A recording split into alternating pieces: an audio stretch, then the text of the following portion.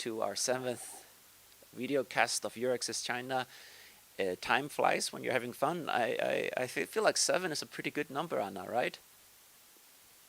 Yeah, exactly. Honestly, I didn't realize that we passed the first half of the year. It has been really, really quick. And, finally, after a very intense first half of the year, it's holiday time. I don't know if we're going to be traveling around China, Haldor. Yeah. Well, I've been taking advantage of the fact that Beijing is really big and has a lot of nooks and crannies that are really interesting.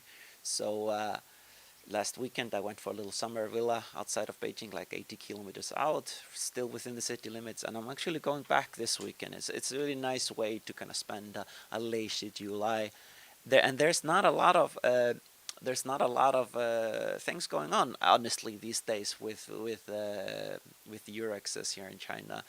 Everybody's on a summer break. All the universities are closed. There are no, except for summer schools and so on. There's no a very little teaching, and researchers and other professionals are just on a break. Although there's not a lot of international travel, so I guess most of our European colleagues are not going back to Europe or anything, back to their hometowns this summer, probably not. But instead, what you can do is that you can kind of focus on the important things in life, like prepare other things, and try to do things that you might not have time for in a normal busy school semester. And one of the things that I came to my mind when I was thinking about what people might be up to these days is actually the Myers Sklodowska Curie Actions. They have the postdoctoral fellowship, the first fellowship since Horizon Europe started. They had the deadline of that coming up soon. It normally is in the middle of September, so August is like prime time to make sure that you're finishing up your application. Actually, this year is going to be a little bit later. The deadline is at the beginning of October, but nonetheless, these are the couple of months. It takes a good 2 months to make sure that you have a really good application. And we have a lot of our members in the EURAXESS network in the Marie Curie Fellowship groups on WeChat, and they're asking all kinds of questions and so on. And there are all these webinars also going on where people can learn more how to do these things. And if you need any information about this, if you're doing this, either are you a Chinese researcher interested in taking the postdoctoral fellowship to Europe, or if you're a European researcher that want to come to China using the global fellowship, we have a lot of information and the ability to give you some assistance and help if you just reach out to us. Right, Anna?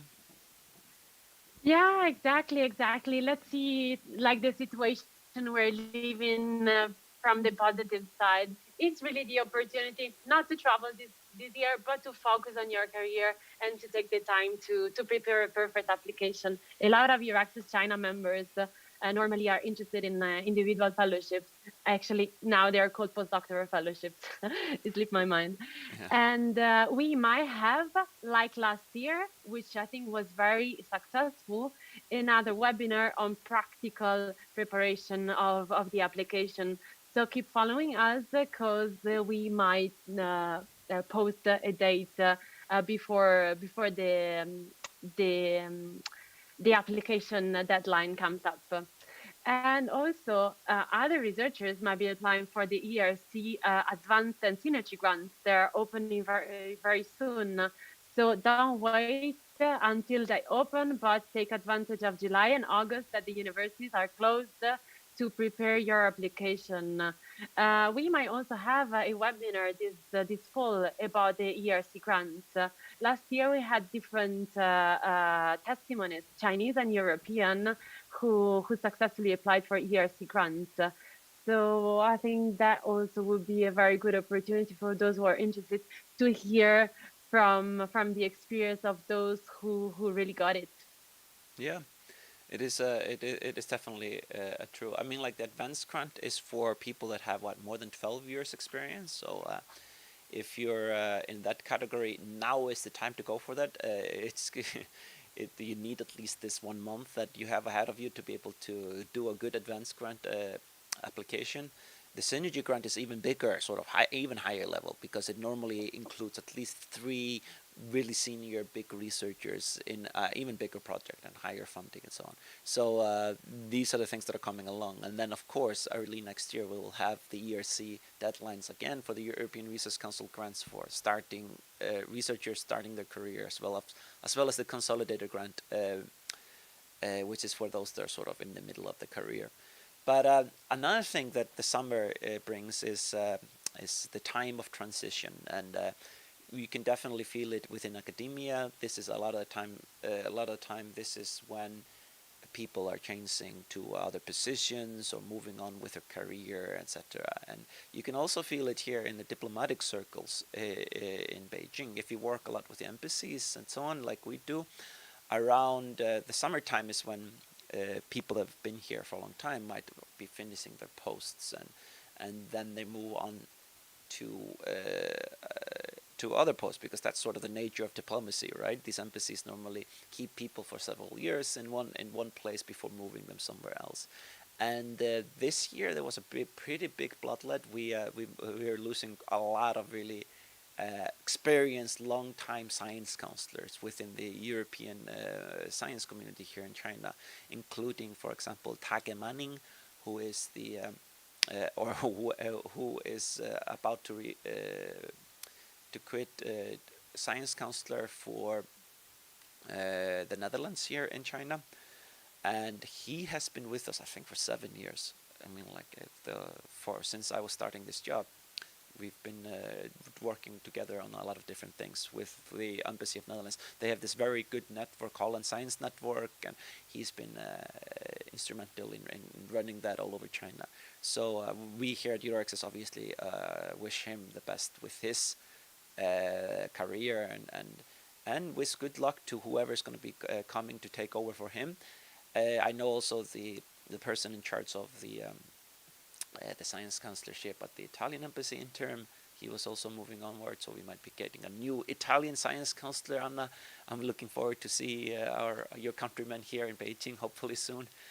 And then also, what is kind of maybe the biggest news for us is that Philippe Vialat, Dr. Philippe Vialat, who is the science counselor for the European Union here in Beijing, is also finishing his term as a science counselor. Actually, he's going towards retirement. And that is a pretty big change for us. We've been working with the delegation on a lot of things, haven't we, Anna? Oh yes, yes. It's really a moment of transition.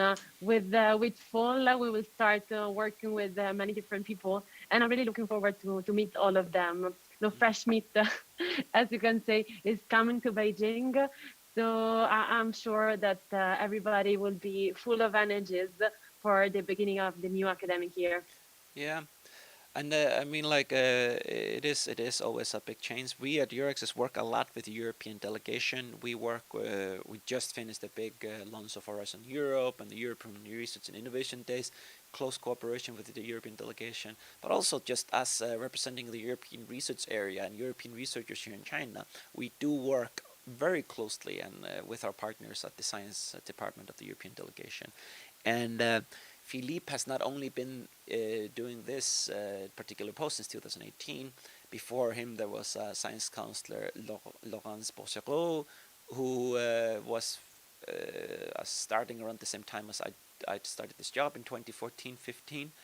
And before Laurence, there was also Philippe. So Philippe was here also at the beginning of the decade. So he has been here from the start of Horizon 2020 to the end of it, and it's been a really great pleasure to work with him. And also, I think it was a really great luck for everybody in the community, because he has done a lot of things to activate the community, to support the people here, to foster good relationship, etc. So.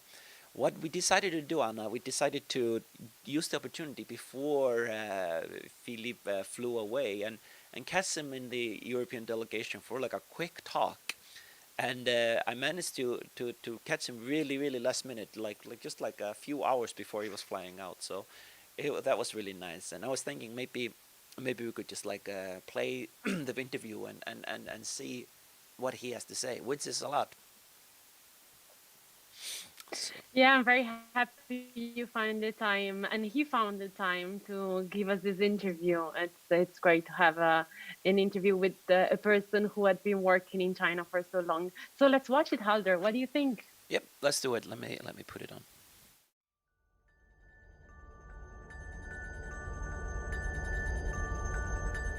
All right, everybody. Hi. So I'm here at the EU delegation with a good friend and colleague, Mr. Philippe Vielat, or Dr. Vielat. Yeah. Yeah, you're a doctor, right? Yeah, because I'm a vet by first training. Right, exactly. Because the other day we had an event together here at the delegation, the Forum for European Researchers, and there was actually quite a bit of agricultural researchers and so on, your colleagues from your old life, right? So normally the science counselors, not normally, but in a lot of cases, the science counselors are actually have a background in science and so on. So we had doctors with us before, and Philippe is an example of that. So this event, the Forum for European Researchers, that happened during the European Research and Innovation Days, has been talked about a lot in our last videocast for June that we did. But this time I wanted to kind of use the track that we were on to catch Philippe and try to talk to him a little bit about sort of the state of affairs when it comes to collaboration between China and Europe in science and technology, collaborations and cooperation. And I could hardly be more timely when it comes to that, because Philippe is about to leave China. Yeah. But so I need to make sure that I do it before Friday. Yeah. Otherwise, otherwise I'll never get that chance again, I think. And later better than sooner better than later, because Philippe has been on and off in China since when? When did you come originally? Well, I started working with China in 26 when I joined DG Research after almost 20 years working for development issues, and a long part of that time I was posted in Africa, and I worked in Mali, in Central Africa Republic, in Burundi and Kenya. And then I went to DG Development at the time in Brussels, and after a few years there, I was proposed to move to DG Research. So this was in 2006, and I was asked to work on Asia, for the whole Asia at the time, which was quite a lot of work. And then India, of course, and Japan and Korea and China. And then progressively I concentrated on China and Japan. And then I came here for the first time in 2010 in this position of science counselor at the EU delegation. Then I went back for another 4 years in Brussels at the Directorate for International Cooperation in DG Research, and I came back in 2018, and as you said, I'm about to leave now. So it's been the better half of a decade already. This is 2021 now, for those that are watching this in the future. He's been here on and off since 2010. And I have to say that we are extremely lucky to have such dedicated public servants with us here in China. It is very important that the work that is going on, all the researchers, both Chinese and Europeans, that are involved in the collaboration and so on, they really, really depend on people like Philippe and other people in this community of member states and the European Union to make sure that the environment and so on is as it is. And we have a lot of things to thank you. And also EURAXESS, our project here would be impossible if it was not for the fact that we have amazing support from the European delegation. We had this really, really good experience working together with you over, I think, probably the whole time since you were here in 2010, right? We've always been working together. Yeah, exactly. Yeah. I worked with two of your predecessors. Right. And let me also thank you for your very active participation in what we do and what we do also with the member states. In particular, we very much appreciate your participation in the events of the tour of China, of the stakeholders tour of China, where you present very brightly EURAXESS, of course, but also the Marie Curie schemes, which are very important for the audience that we meet during these events. So it has been a great pleasure to work with EURAXESS all these years. We have always very well coordinated our actions, and we did a lot of positive things together. And let me also underline the participation of the member states and the work we have been doing with them to better coordinate our activities and their activities. Over the last years, we have created some working groups to go into more details in some areas of common interest. One of those is urbanization, for example, but also agriculture. So this is a very positive development, and again, thank you for participating in these endeavors as well. These events have been very, very useful for everybody, I think. When we do the tour of China, we go and meet Chinese researchers all over Europe, and we normally do it with the member states as well and introduce them, etc. But one of the big things that we've always thought, and with the member states, but also with the countries associated to the framework program. As well as the associated countries. There are now 27 member states, plus the 16 countries associated. And many of them are extremely active in our groups and working groups. Well, let's not forget, yeah, they come to Iceland in particular. Exactly, an example of that.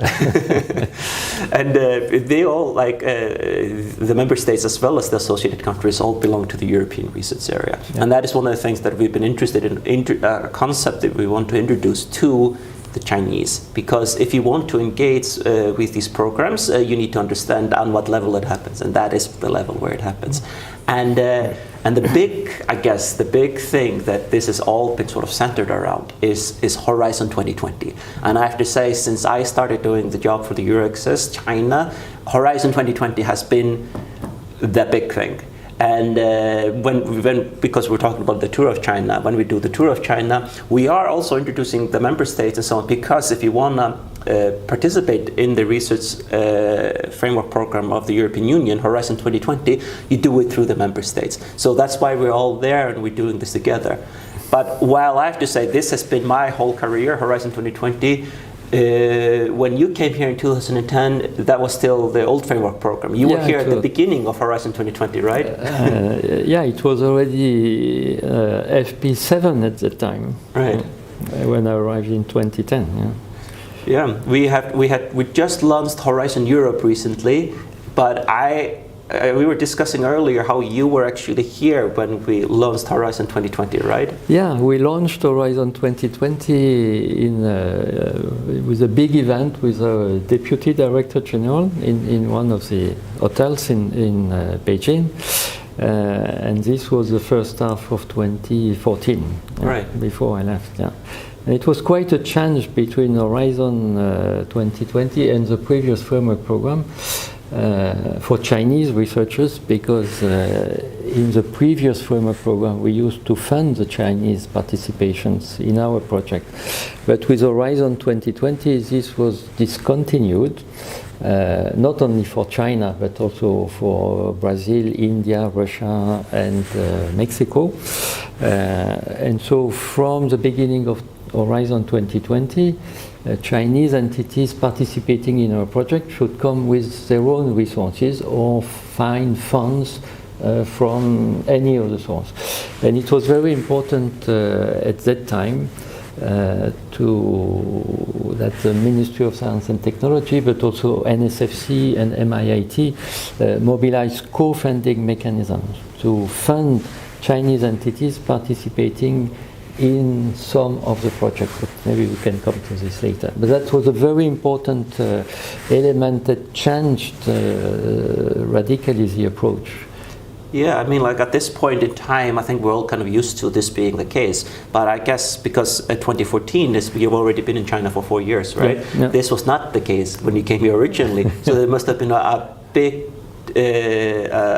big transition for the collaboration to go through that. But as far as I know, that turned out okay, right? The collaboration has been going up. What is sort of the main achievements during Horizon 2020? Overall, so Horizon 2020 was implemented between 2014 and the end of 2020. Through this program, we funded about 32,000 different projects, and we recorded about 160,000 participation from different entities from all over the world. And at that time, the philosophy of the program was the famous 3 O's of our commissioner at that time. It was open science, open innovation, and open to the world.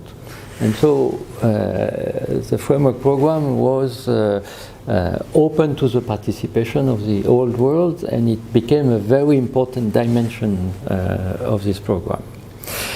And again, thanks to the CFM, the co-funding mechanism which was set up by the Chinese authorities, China has been our number 2 partner after the US in terms of participation. So we recorded about 600 participation from Chinese entities in Horizon 2020 projects in about 260 projects. So it was quite a lot of excellent achievement. Also, in particular, because we decided, both sides together, to focus our cooperation in 5 areas of high interest for China and for Europe. So we call them flagship initiatives, and we had the flagship initiative on food and agriculture, on aviation, on urbanization, on surface transport, and on biotechnologies for health and the environment. And 3 of these flagship initiatives were co-funded by MOST, aviation co-funded by MIIT, and NSFC co-funded Chinese entities participating in the projects related to biotechnologies for health and the environment. So without this co-funding, I think we would not have reached such a participation of Chinese entities in the projects. We have also designed with our Chinese colleagues a very good system, I think, to make sure that the topics that we have chosen and to co-fund were of high interest for Europe and for China. For example, involving private companies in the aviation flagship initiative. So to make sure that on both sides the topics that were retained were at least useful for the industry of both sides. But the CFM worked pretty well. Of course, there's always margin for improvement, and this is what one of the topics we will discuss in the coming months with the Ministry of Science and Technology in particular. Yeah. So yeah, this has been the big thing for the last 7 years. Yes. During Horizon 2020. Yep. It's 2021 now, so Horizon 2020 is already passed, as the name indicates. So you were there at the beginning. You were also there in the preparation phase of Horizon 2020. But now you're also at the beginning of a new framework program, Horizon Europe, right? And sort of following the successes of Horizon 2020, we can, I imagine we can still, and we'll still keep evolving and so on. So what do you foresee to be sort of the future scope of collaboration between China and the European Union within Horizon Europe? So I mentioned before that between FP7 and Horizon 2020 there is this change in the funding of Chinese entities, which was an important step to be overcome. And the second important moment, I think, happened quite recently. It was a communication issued by the Commission on the 18th of May 2021, which is a dedicated communication to research and innovation, and international cooperation. And this document so designs a new strategy and express some principles along which we want to work with China in research and innovation cooperation. And in particular, it talks a lot about a more balanced cooperation based on reciprocity, but also on transparency, on openness, on ethics and integrity standards, and overall a level playing field. In other words, we would very much like to continue working with China in research and innovation, of course, but along these principles, and that's another turning point in our approach to international cooperation with China in research and innovation. And this will be translated in a joint roadmap, which is also mentioned in this communication of the 18th of May. And this joint roadmap has been under discussion for some time already with our Chinese colleagues. It will be based on two main pillars, one about the future priority areas for cooperation, and the other one will be dealing with what we call the framework conditions to make this collaboration based on the principles I just mentioned before. So we have been talking about a list of 13 framework conditions on which we will be we will discuss with our Chinese colleagues in the spirit of an overall collaboration between Europe and China in research and innovation, meaning that, of course, on our side, all the directorate generals involved in a way or another in these framework conditions will be part of the discussion, and we expect that the Chinese side also involves all the ministries which are participating in these topics linked to the framework conditions. Some are obviously under the remits of DG Research and most, but others are outside these remits. If we take standards, or if we take intellectual property rights, for example, they are dealt on our side by DG Trade, by DG Grow, and others, and on the Chinese side by other ministries and other organizations. So this is this comprehensive discussions that we are aiming for, I hope soon, to put our collaboration in research and innovation in a global framework to make it beneficial for both sides, and in a position to contribute to achieve the goals, but also to help us deal with all these major challenges that we are facing, being climate change, being loss of biodiversity, and of course health. And the COVID crisis gave us a lot of lessons that we should learn from this crisis. So this is the way we expect now to work with China, and that's a major task for my successor, who will arrive hopefully very soon. It is indeed a major task. And like you said, it's ongoing, and it involves a lot of excellent people from a lot of different directions that all need to work together. And that is very, we should be thankful for that fact, because as far as I understand, you're now going to be passing the job to somebody else, right? The idea is to make sure that this collaboration in research and innovation serves the overall objectives that we have in Europe and China is in China, but we have also in common for our planet. And I think this framework is very coherent with what we created in 2013, which is the Innovation Cooperation Dialogue, which was putting on one side of the table all the commissioners dealing with innovation, and on the other side of the table all the Chinese ministers dealing with innovation in a way or another.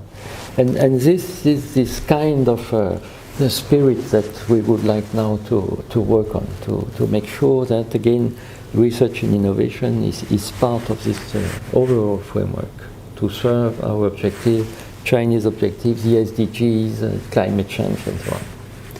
So, all right, I know that you're very busy these days preparing the move, etc. Yeah. Only 1.5 days ahead of you, so I'm not going to keep you a lot longer. I might just ask you, what is next for Philippe Violette?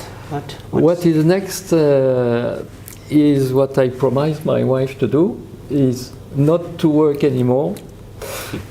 I think I have worked quite a lot over the last, 43 years when I was, after I was graduated.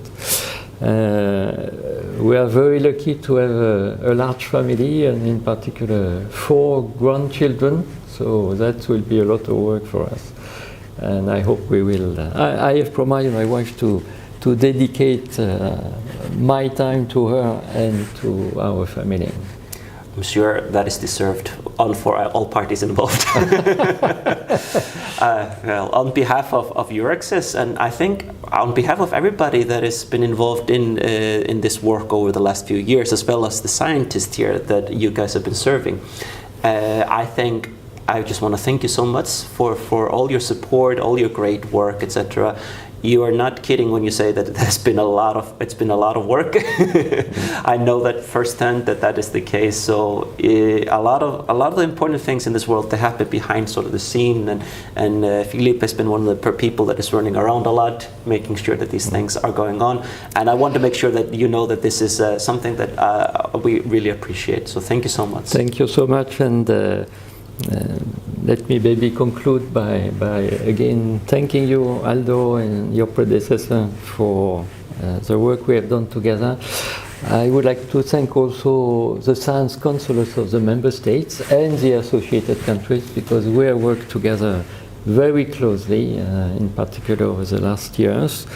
And of course I would like all the European researchers who have mobilized themselves on any occasion that when we call on them, and the last one you mentioned was our Research and Innovation Days in Beijing, and also of course all our Chinese colleagues and friends who have been working very closely together. I think I can say we have also established a friendship with many of them.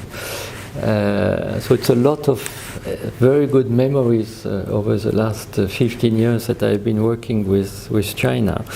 And that would not have been possible, of course, to do anything and achieve anything without the support and the work of all these fantastic partners. So thanks to all, and I take you all in my heart for my retirement. Agreed. Thank you. Thank you, Philippe. Thank you, Aldo. All right.